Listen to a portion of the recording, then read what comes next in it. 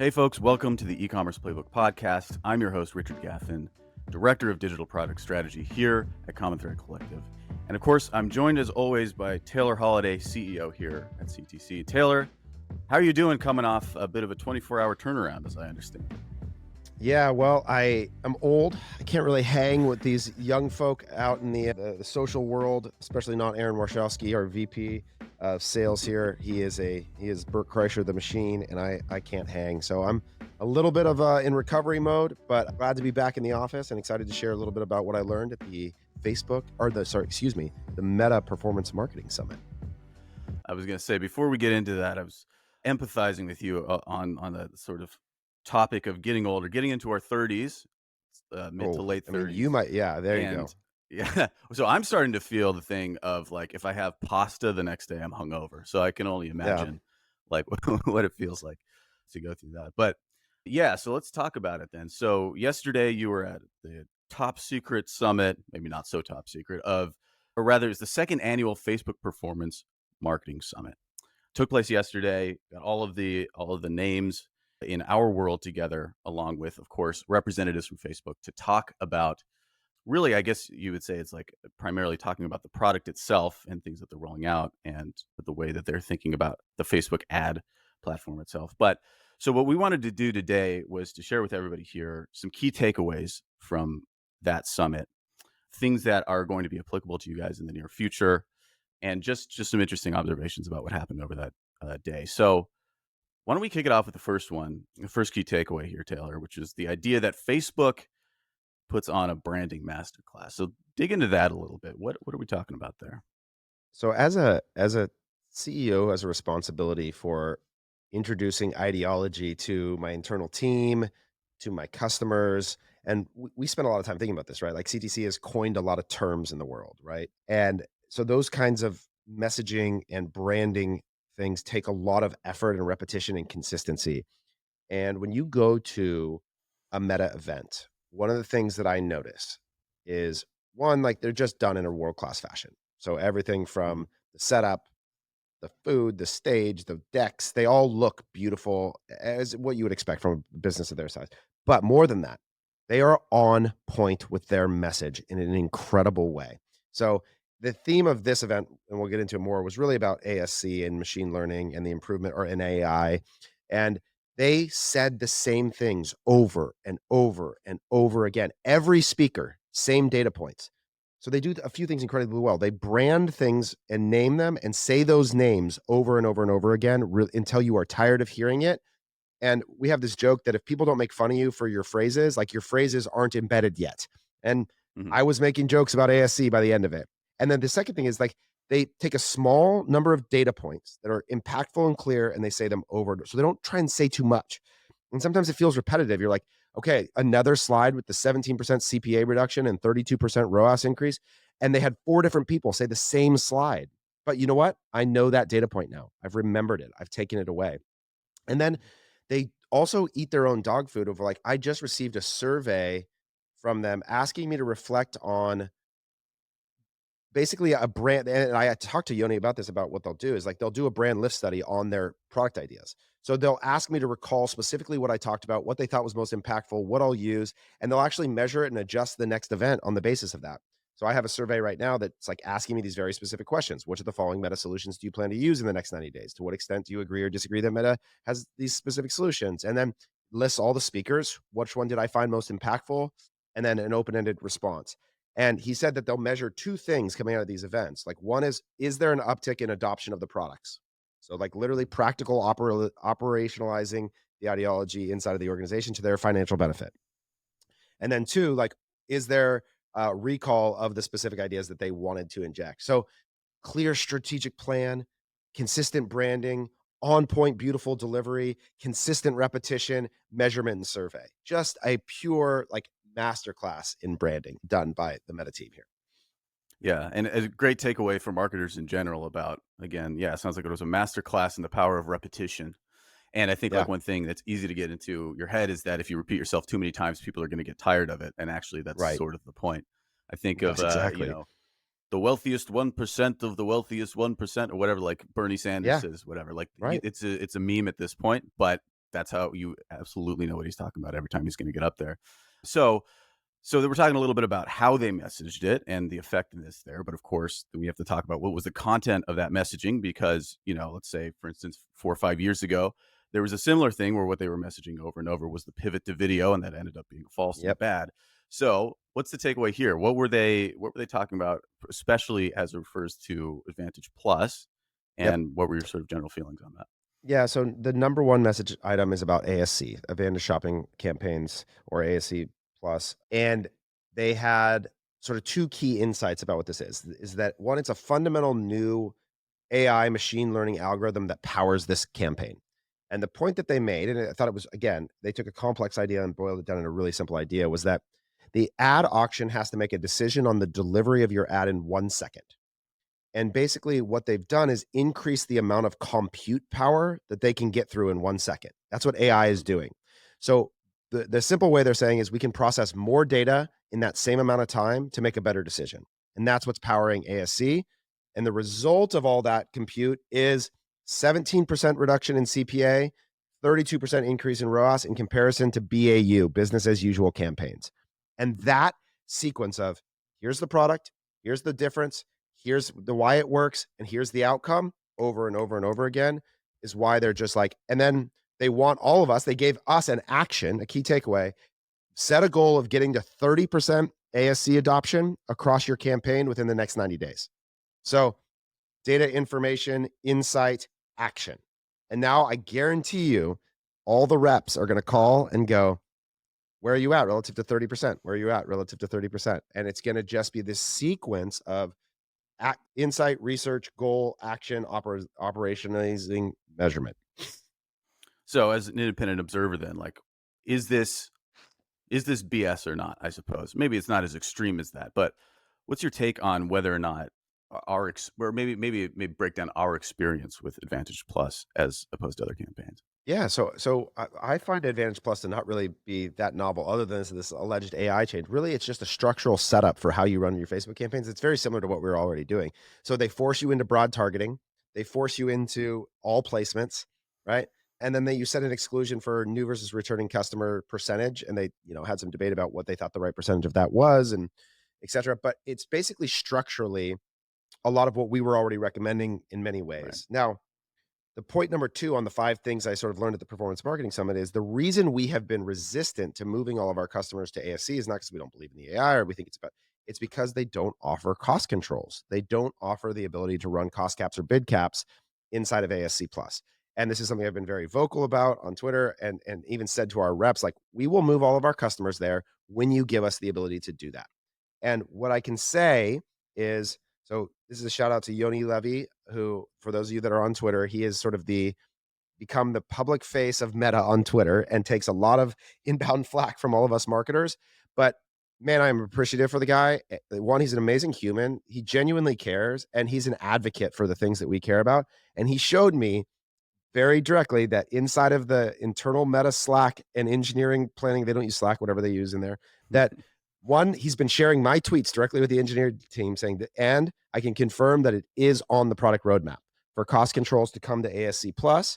And I talked with multiple folks in there, and one, like, we are known as the people that want this inside of Meta. And there, I talked to a woman named Olivia Kendall. She was a brilliant, runs the auction insights team, and she totally agreed. She's like, there's no reason this shouldn't be a consideration for the model for the value of the outcome that you want. Mhm. And so the sequence is going to be, first there's going to be value optimization and min ROAS bidding, and then there's going to be cost controls. That's the sequence that we shared. And so that's the only thing that's kept us from doing it. But we are very eager to take advantage of the new AI and combine it with an appropriate balance and protection of our customers' downside to ensure they're more profitable than they were yesterday. So maybe break down for us a little bit then the advantage of, or rather, why we believe cost controls need to be added to this product, That's right. and maybe break down a little bit too. It sounds like maybe it's just been a matter of time, but why cost controls weren't included in the product at first. Okay, so two separate questions. So why are cost Yes. controls so important? I think this is two things. One is they have an incredible feature of downside protection, which is that in the event that the model says that you cannot generate the outcome that you want, the efficiency target that you need, it will not spend. And not losing money is the key to making money. Okay. The way that you get better return on your investment is to not lose money, to not run bad spend. And so it is really, really critical to hedge your downside in advertising. And the machine can do that for you. It will just not deliver if you're not going to get the result that you want. The other thing is that I think that the way that ad products are built have a fundamental flaw, which is the idea that the starting point for the construct of delivery is your daily budget. I don't want my advertising to pivot around my spend. I want it to pivot around the available performance. So what cost caps do is they flip the script. They say, okay, this is my target or my expectation, my maximum or minimum or whatever, whether you're using bid caps or cost caps, the outcome that I want. What I want the variable to be is volume. In the current ad product, the constant is your budget and the variable is performance. Cost caps flip that. They make the constant performance and the variable volume. So I'll give you an example. For Bamboo Earth, on Saturdays and Sundays, for whatever reason, whether that's the competition in the ad auction, whether it's our customer using the product more, we can spend about 2.5 times as much money on Saturdays as Sundays as we can on Monday, Tuesdays, and Wednesdays. Without cost controls, I wouldn't be able to take advantage of those differing daily dynamics. And it is so important. I can't even understate how important it is to be able to have performance be the constant and volume be the variable that I work off of versus every day I have to spend $1,000 regardless of how good the performance is. Mhm. So that's Okay, so why cost yeah. controls. Second S- question of you asked why didn't they do that? Well, now we're out. Now I'm going to put on a tinfoil hat and I'm going to say that I think because it's not in their interest at all, because yeah. they are rationally self-interested and that cost controls limit spend. That's what Yeah. they do is they restrict unprofitable spend. And the reality is a lot of Facebook spend is unprofitable. That's it. So now that could also just be, like they serve a very broad market. They serve app installs and, general media buying objectives that are not all e-commerce trying to drive profitable growth. So I recognize that I am a small fish inside of a very big pond with lots of objectives and I don't drive the Meta product roadmap, although we're trying to be influential on it. So there's a lot of things, a lot of interest to serve in there too. And I recognize that. Right. That makes sense. Okay, so let's move on to takeaway number 4 then, which is around Measurement 360 or some of the discussion of a particular one thing that you mentioned is MMM, which is media mix measurement. Is that correct? Yeah, Um, media mix modeling or media mix measurement. yeah. I think probably you can see both, but Yeah. So to talk through some of the discussion that you had there around how Facebook's approaching that and so forth. yeah, so they are Facebook's rolling out this sort of methodology, and you've probably seen Dex. This isn't necessarily new for something that they call Measurement 360, which is basically a framework for how they're encouraging brands to think about measuring media performance. And the idea is that there's no one way to do measurement. There's no single data point. And again, we know this, we recognize this as well. And so they're saying, okay, they really focus on three different tools. They talked about attribution, they talked about incrementality, and they talk about MMM. And so they talked about how the best brands are sort of using combinations of all of these things. And they have this graph, this table that sort of takes the three different measurements and it looks at them as like speed, reliability, and I think how replicable they are. And they sort of show that like MMM is like very accurate or is not very accurate, but it's like replicable or no, this is what the three categories were. I'm sorry. Cross channel application, accuracy, and speed. Right. And so attribution is like great for speed, terrible for reliability, and useless Hmm. in cross channel application. Right. And so they would say that like this helps you make daily decisions really fast and directional accuracy. And then they're like, okay, experimental holdout studies, really highly accurate, not very cross channel applicable, and kind of slow. And then they're like MMM, like really cross channel applicable. That's what it's for. Not that reliable and really slow. And so they're like, each of these sort of serve a different purpose in answering a similar question. And so they have this like triangle that they talk about. And they had the head of performance from Botox and Juvederm, who was an incredibly smart dude, talking about how they utilize this sort of framework of always on conversion lift studies with MMM and attribution modeling. And so they're sort of talking about how all these different pieces help paint a picture that helps you make decisions and ensure that you're making the most impactful outcomes. And it was really interesting. I had a conversation with that woman I mentioned, Olivia Kendall, and she talked about how because I asked them like, so Facebook has this API, open source MMM called Robin, but they don't ever talk about it. And so I was asking her, I was like, Mhm. why don't you guys talk about Robin from the stage? And she's like, well, one of the really interesting things about MMM culturally is that she said in Europe and Asia, the adoption of MMM is like incredibly high. That the pacing at which people make decisions in those worlds is much slower. And so for the data to lag, to require a holdout study that then compares multiple channels, that takes the course over a month, that you only get one data feedback loop every month is like totally acceptable for decision making in the culturally in that world. But in the United States, the adoption is almost none. And it's because we want answers every day about what to do. And we have quarterly earnings and monthly business goals. And so something that would take us a month to provide direction for action is almost useless and nobody values it. And so she Mm. said it's really hard to, as a data scientist and as someone responsible for good thinking and data work that takes time, takes really structured testing, takes a lot of dollars to get to good data to introduce these tools in the culture that wants now a decision making framework to use it. And I thought that was a really, really fascinating insight. Yeah. Let's actually quickly, because I don't think we've done this yet, break down. So MMM, we said it's media mix modeling, but what Marketing mix exactly modeling. is Yeah. yeah, what So exactly is that? what an MMM is going to do is it's going to attempt to answer the question about the incremental value of every channel that you're advertising in. So when I say channel, I mean Meta versus Google versus, linear TV versus podcast versus everything else. And the way that it does that is by taking periods of holdout reference for different customer bases. So they'll take a group of customers and they'll make it so that for some period of time they never see any of your search ads. They hide all of your search ads from them, and they compare the conversion and performance of that group of customers absent seeing that ad product. And then they'll compare it against customers who did see that ad product. And that delta is the incremental value of that channel. And so you'll run this for every channel over the course of a month to get an incremental performance factor of each channel that's supposed to allow you to make a comparison across channels to see which one is really driving the most incremental impact for you as an advertiser. So that's what an MMM is doing. And it's great at giving you a snapshot of what happened in the past over a period of time Mhm. and insight in comparing where you may be overspending or underspending dollars.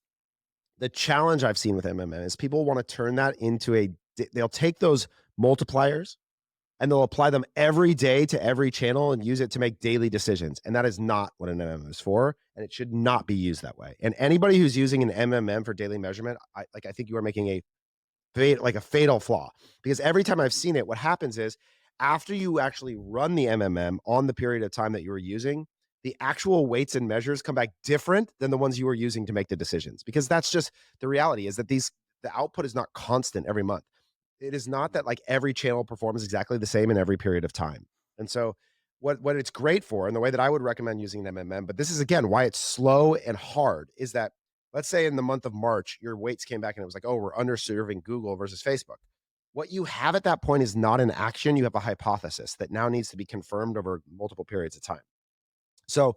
what you should be saying is, oh, interesting. We are potentially underserving Google. Let's see if the next month replicates that same idea. If it comes back again and it's like, oh, okay, yeah, consistent again, Google was underserved. Now you could make a hypothesis, which is if we increase the investment in this channel, that result will hold. The incremental weight will hold. Mhm. Now you make an additional investment. And then a month later, you assess whether that was true or not, that the action that you created in response to the historical data created the future event that you want. And it's a very slow feedback loop that can help you allocate dollars between channels on a monthly Mhm. cadence, but it can't help you make day to day decisions. That's interesting. Yeah, because it sounded like that the implication of that woman who you were talking to was that, or maybe this is just sort of the way I read it, that Europe and Asia are kind of doing it the right way because they're willing to be patient with their data, and us Americans are so go go go or whatever. But the way you're describing it, I mean, maybe again, I'm also American, but thinking through data and taking action on it in like 3-month cadences or whatever seems like. So to what extent do you think it would be helpful for us on this side of I the think pond to I embrace MMM? so if you think about this triangle that they're talking about between measurement, incremental studies, and Mhm. attribution, I think that MMN should be running in the background, and every month you should review it to see if you have the right channel allocation or mix, right? And you should make decisions and think about that allocation. It should never be used intermonth to make decisions, and it should never be used interchannel to make decisions. And I think that the problem is what most people need actually operationally is a tool to make decisions like that. They're actually making daily decisions across their budget and channels. And so either that tool gets substituted and used in a way that it's not useful to be used or attempts to be done that way, or it's dismissed because it doesn't solve that problem. But the idea of the measurement 360 is that you need multiple views of this. You need a lagging longer term performance. Think of it as like always on brand lift studies. Like you have an always on brand lift study that's showing you, am I getting to more unaided awareness over time? That's a thing that you should be always tracking and reporting on regularly, but not using to make day-to-day decisions. And so inside of a really well-structured organization, you have different tools that serve different roles of answering different questions. But if you start using them inappropriately, then it becomes problematic. And it's also one expensive to get to that level of data Yeah. complexity and stack. It requires a lot of sophistication and understanding how to use them and to be able to educate internally and operationalize the ideas. So it's really challenging to pull this off, I think, in a way that's super effective. But done well, they can be super helpful. Cool. All right, so let's move on to our fifth and final key takeaway, which is more sort of a general or maybe personal one for you, I think, which is the idea that marketing summit ended up being a meetup for a lot of people who have been through the CTC ecosystem that we've met in the broader e-commerce ecosystem. So just talk through that experience a little bit as well. Yeah, it's just good to get out from behind the screen and to remember that you're a part of a bigger community of people doing cool stuff that you can learn from and to share with. And then for us, we're 12 years into this and we have had a lot of awesome folks come through CTC that are now off doing cool things. And so, we were there and saw, got to hang out with Nick Shackelford. He was a longtime CTC employee and friend, and just catching up with what he's doing. And then, we have Jimmy Olmos, who's leading paid over at Ridge. Ran into him and the Ridge team and got to sort of banter with Sean and Connor and Jimmy about what they're doing and just catch up in his world. And then, Pooja, who's a former media buyer at CTC, is now over at Viore. I ran into Sam, who she's doing work for an agency out in Minnesota. And just like there's a bunch of folks that are out doing really cool things that are a part of it. And then to just get a bunch of people come up that, are lurkers on Twitter and go, "Hey, I don't really engage much, but I'm so grateful for your content." And, I got to hang out with an awesome guy by the name of Hari, who is the head of head of growth over at House of Gaga cosmetics brand. And he, I just had no idea that this person existed in the world or was in my community, and then got to meet him in person and share stories about things we learned. And he gave me one of the most incredible insights that is like blew my mind about LTV in a way that like I'm going to be talking about more soon. So it's a little teaser, but just like, man, that was really cool. And there's just so many folks. Got to hang with Jason Panzer from Hexclad and just spend some time amongst the community and get out of just the Twitter timeline and actually see people and hear their stories. And I think that part of it is why I would encourage people to go out to these events, get amongst the community and build the connection, because there is a special thing. And it's, for the most part, it's really positive. And even the meta team, man, Yoni and Jordan Sterling. And there's so many people that I saw and met that like they're really advocates and they really care and they're really trying to do good things for us. I know as media buyers, sometimes it's easy to feel like, man, it doesn't feel like Facebook's always that helpful or there's a bunch of issues, but there's a bunch of really good humans in this world that are really out there trying to be as helpful as they can. And so I don't know. I left feeling affirmed and positive and appreciative for the community. Yeah, that's awesome. One other advantage, perhaps, of meeting up in person like that. Can you confirm for me that Jimmy Olmos, formerly of CTC, currently of Ridge, is in fact 6'8"? Is that I, true? I mean, he is a giant. I'll tell you Yeah. that. And it's funny because Jimmy and I have actually never met in person before that moment. Mhm. And so it's this weird thing where you're like, "Oh my gosh, it's so nice to meet you." And they're like, "Wait, didn't you guys work together for a couple years?" And it's like, "Yeah, but we literally never met each other." So that's always fun. But yeah, Jimmy, he's not, I'd say probably 6'4", maybe. He's a big dude. Big hands too, like real good grip strength. Wouldn't want to Yeah, get yeah, into an arm wrestling match with him. yeah. He's an athlete. We used to be on a team together, and And actually, yeah, we would, be slacking each other at 1 a.m., like that kind of thing. But he was on the sort of video box. He always sat really low. So I thought he was really small. And then one day he told me how tall he was. And I was like, I'd have to see that in person. And then he left and I never got the chance. So I'm glad, Yeah, glad that you're able to confirm that for us. he's a big dude. Um, He's a big dude. yeah. Okay. One last takeaway then before we go out there, which would be like, what's a real, maybe practical or concrete takeaway from this in terms of decision making that needs to be made in the next month or so? So we've got our numbers from what are the Advantage Plus numbers again? 17%, 32%. 17% decrease in CPA, 32% increase in ROAS over BAUs, business as Okay, usual campaigns.